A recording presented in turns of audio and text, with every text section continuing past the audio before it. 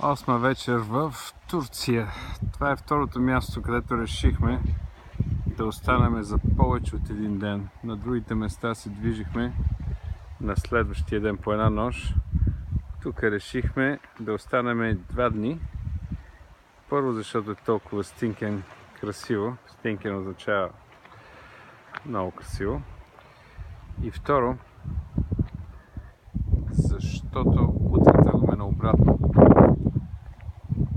И това ни е малка почившица.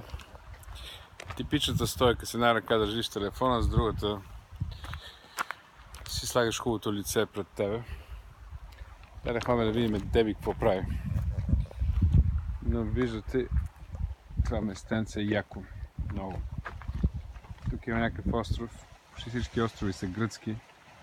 Този не е. Този е турски. Не знам какво са направили гърците. Сигурно някакъв як дил да задържат всичките острови. Тук наблизко е Лесбос, Хеос. Ето е Деби. Приготвя маршрута за утре. Яко местенце. Това съм казвал винаги.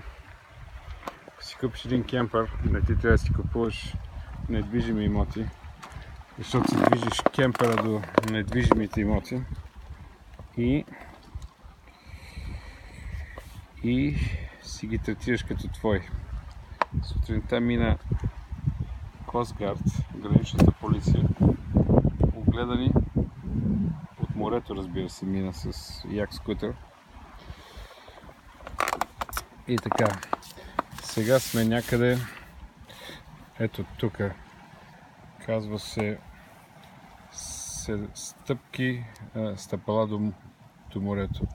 Утре минаваме ето така, използваме си тия пътчета, винаги по чернички, жълтички и така нагоре към Канакале и към България. Ама това към България ще отнеме най-малко 4 дни, защото си вървим бавничко по такива черни планински пътища и всякакви други. И това е апдейта за днеска. Day 8, 8 ден в Турция. Турция.